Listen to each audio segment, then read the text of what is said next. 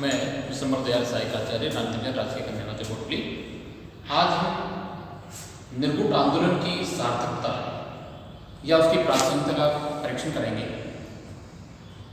निर्गुण आंदोलन का अभिप्राय तटस्थता की नीति से नहीं है, गुटनिरपेक्षता की नीति, निष्क्रियता की नीति नहीं है, बल्कि जहां अंतर्राष्ट्रीय शांति और व्यवस्था के लिए कोई खतरा उत्पन्न होता हो, स्वतंत्रता के लिए कोई खतरा उत्पन्न होता हो, न्याय को धमकी दी जाती हो, ऐसी स्थिति में ये जानते हैं कौन सही है और कौन गलत है। न्यायोचित पक्ष का समर्थन करना ही गुटनिरपेक्षता की नीति है।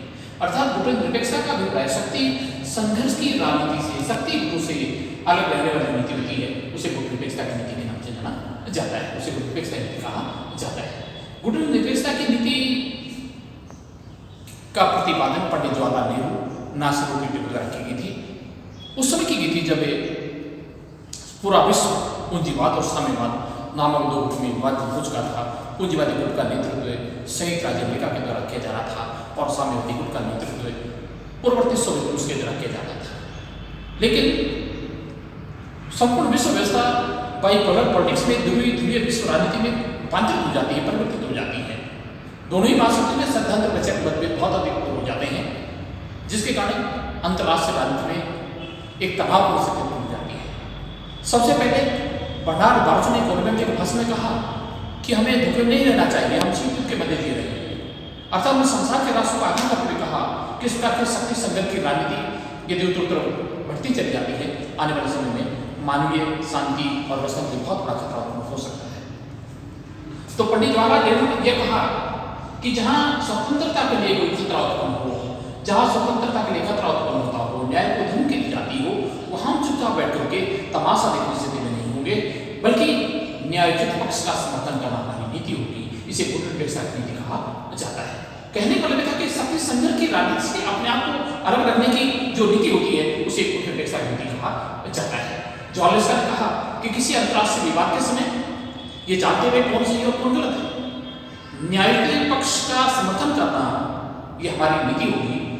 अर्थात इस प्रकार से जानबूझकर के द्विपक्षीय बहुपक्षीय शक्ति संघर्ष की राजनीति से अपने आप को अलग रखने की नीति होती है, उसे गुटनिरपेक्षता की नीति कहा जाता है। कहने का यह था कि पंडित जवाहरलाल नेहरू ने इस निर्गुण कानून की स्थापना उस समय की थी जब वे देश के प्रधानमंत्री नहीं थे। उन्होंने महसूस किया कि अंतर्राष्ट्रीय क्षेत्र में संसार के प्रकार के शक्ति संघर्ष की राजनीति पहुंच चुकी थी। दोनों ही महाशक्तियों के द्वारा तीसरी दुनिया के राष्ट्रों को अर्थात विकासशील देशों को, नव स्वतंत्र राष्ट्रों को द्विपक्षीय बहुपक्षीय सुरक्षा संधि के माध्यम से अपने आप को साथ संगठित करने का प्रयास किया जा रहा था।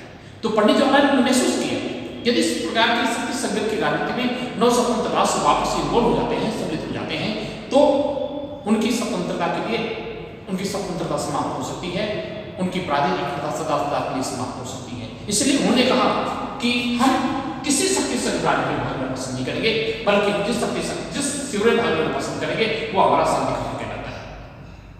तो कहने लगे था कि जिस समय निर्गुण आंदोलन की स्थापना की गई उस समय शक्ति संघर्ष की राजनीति बढ़ चुकी थी, बाइपोलर पॉलिटिक्स बढ़ चुकी थी, ध्रुवीय विश्व व्यवस्था अंतर्राष्ट्रीय क्षेत्र में स्थापित हो चुकी थी। केवल दो ही महाशक्तियां रह गई थी, संयुक्त राज्य अमेरिका और पूर्ववर्ती सोवियत रूस। अन्य महाशक्तियां या तो युद्ध में पराजित हो गई थी या आर्थिक स्थिति में कमजोर हो गई थी, जो किसी अंतर्राष्ट्रीय घटनाक्रम को प्रभावित करने की स्थिति में नहीं थे। लेकिन 1990 के दशक के बाद अंतर्राष्ट्रीय राजनीति में जिस प्रकार के क्रांतिकारी परिवर्तन देखे गए, मिखाइल गोर्बाचेव की शांतिवादी मानववादी सोच के कारण जिस प्रकार से सोवियत संघ की गतिविधि और क्रांतिकारी परिवर्तन किए गए, जिनके कारण सोवियत संघ का पराभव हुआ, सोवियत संघ का विघटन हुआ, पूर्वी यूरोप में जिस प्रकार से साम्यवाद को सदा सदा के लिए अलविदा कह दिया गया। ऐसी स्थिति में आज 1990 के दशक के बाद अंतर्राष्ट्रीय राजनीति के जो परिवर्तन देखे जाते हैं, अंतर्राष्ट्रीय राजनीति के बहुत सारे जो समीक्षक हैं, जो विश्लेषक हैं, जो विचारक हैं, जो दार्शनिक हैं, उनका मानना है कि निर्गुण कानून की सार्थकता समाप्त हो चुकी है, अर्थात निर्गुण कानून का कोई महत्व नहीं है, इसका कोई प्रासंगिकता नहीं है। अतः निर्गुण आंदोलन की सार्थकता के विपक्ष में उनके द्वारा बहुत सारे तर्क दिए जाते हैं। आइए आज हम बात करते हैं निर्गुण आंदोलन की प्रासंगिकता के विपक्ष में तर्क। नंबर जो राजनीति शास्त्री निर्गुण आंदोलन की सार्थकता को स्वीकार नहीं करते, उसके महत्व को स्वीकार नहीं करते हैं, उनकी तरफ बहुत सारे तर्क दिए जाते हैं। नंबर पहला तर्क जाता है खाड़ी संघ। खाड़ी संकट में निर्गुण आंदोलन की निर्गुण आंदोलन का महत्व समाप्त हुआ।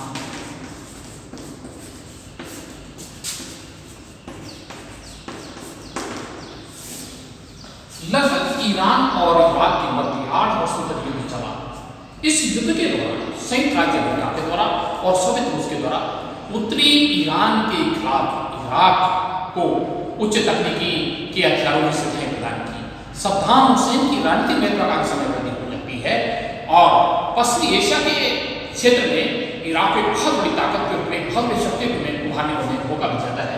तो सद्दाम हुसैन की जो महत्वाकांक्षा वृद्धि हो जाती है उसे कारण 2 अगस्त 1990 में सद्दाम हुसैन के द्वारा कुवैत पर इराक का अधिपत्य स्थापित कर लिया जाता है।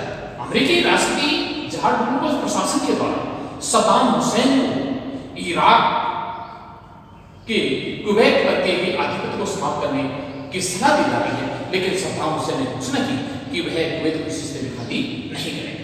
कहने लगा था कि जब एक खाड़ी संकट उसमें इसका संयुक्त राज्य अमेरिका और इराक में इसका जो स्ट्रगल चला, इसका संघर्ष चला, उस खाड़ी संकट के दौरान निर्गुण आंदोलन इस कुवैत पर इराक के आधिपत्य को समाप्त नहीं कर पाया। अर्थात वह सद्दाम हुसैन को इराक पर के शासक सद्दाम हुसैन को कुवैत पर की गई इराक के आधिपत्य को समाप्त करने के लिए उन्हें सफलता प्राप्त नहीं हो पाती है, उसे बातें नहीं पाया। इसलिए खाड़ी संकट के निश्चित रूप से निर्गुण आंदोलन की जो छवि थी, जिसका कोई महत्व था, उसको बहुत बड़ा धक्का लगता है। उसे निर्गुण आंदोलन की जो महत्व होता है वह लगभग कम हो जाता है। दूसरा तक क्या है, शक्ति संघर्ष की राजनीति का समाप्त। शक्ति संघर्ष की राजनीति का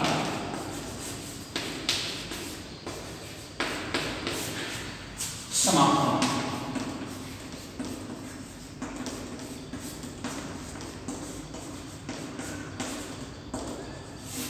युद्धोत्तर विश्व राजनीति थी जो पूरा विश्व पूंजीवाद और साम्यवाद नामक 2 ग्रुप में विभाजित हो जाता है। दोनों ही महाशक्तियों के द्वारा नव स्वतंत्र राष्ट्रों को अपने साथ संगठित करने के लिए द्विपक्षीय बहुपक्षीय न केवल सुरक्षा समझौते की जाती है बल्कि अनेक सैनिक संघों का भी गठन किया जाता है। जिस प्रकार से 1947 में संयुक्त राज्य अमेरिका ने लैटिन अमेरिकी राज्यों के साथ विरोध संधि की। इस संधि पर हस्ताक्षर करने वाले सभी राष्ट्रों ने यह घोषणा की कि संधि पर हस्ताक्षर करने वाले किसी राष्ट्र को कोई भी साम्यवादी आक्रमण कार्रवाई होती है तो ऐसे संधि के समय सभी राष्ट्रों के आक्रमणकारी राष्ट्रों का मुकाबला करेंगे, उस आक्रमण का मुकाबला करेंगे। इसी प्रकार से 4 अप्रैल 1949 में नॉर्थ अटलांटिक ट्रीटी की जाती है, नाटो संधि की जाती है।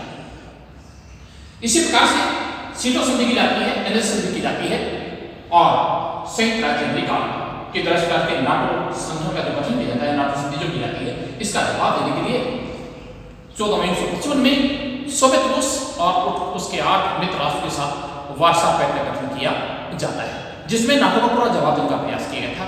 लेकिन आज 1990 के दशक के बाद विश्व राजनीति में जो क्रांतिकारी परिवर्तन आया, उस परिवर्तन के कारण आज लगभग अंतर्राष्ट्रीय क्षेत्र में शक्ति संघर्ष की राजनीति लगभग समाप्त हो चुकी है। अर्थात आज सोवियत रूस का उत्तराधिकारी रूस अमेरिका के किसी भी क्षेत्र में बराबरी नहीं कर सकता है।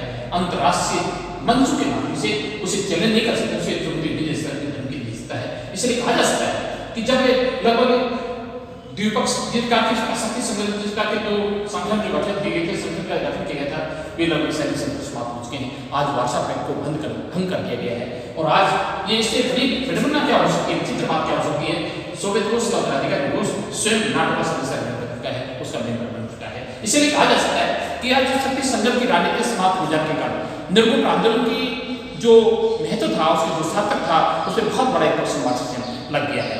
अगली बात करते हैं शीत युद्ध के अंत हो जाने के कारण।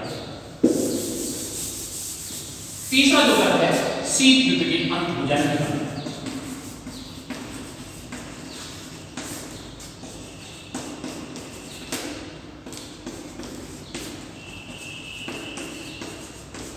अर्थात इस आंदोलन के साथ साथ पंडित जवाहरलाल नेहरू के द्वारा उस समय की गई थी, जब अंतर्राष्ट्रीय क्षेत्र में संसार के देशों के मध्य शक्ति संघर्ष की राजनीति पहुंच की थी, एक तनाव की स्थिति पहुंच की थी। इस प्रकार के एक दूसरे के विरोध में बंधे हुए मित्र दलों को इस प्रकार से शक्ति संग्राम में रोल करने की कोशिश की जा रही थी। लेकिन जब स्वदेशी का विघटन हो गया, उसका पराभव हो गया है और पूर्वी यूरोप में साम्यवाद को सदासदा के लिए अलविदा कर दिया गया है, इसलिए शक्ति संघर्ष की राजनीति इस पर समाप्त हो चुकी है। इसलिए शीत युद्ध के समाप्त हो जाने के कारण भी आज अंतर्राष्ट्रीय क्षेत्र में निर्गुण आंदोलन का जो भूमिका है उसका महत्व है, उस पर कहने में बहुत कुछ प्रसंगवाद से चल गया है। इसलिए निर्गुण आंदोलन का महत्व समाप्त हो चुका है, इसलिए निर्गुण आंदोलन को समाप्त कर देना चाहिए। अंतर्राष्ट्रीय राजनीति जो समीक्षक हैं, जो विश्लेषक हैं, जो निर्गुण आंदोलन के सार्थकता के पक्ष में नहीं है, उनके महत्व से बात पक्ष में नहीं है। बाकी धन्यवाद, कल करें।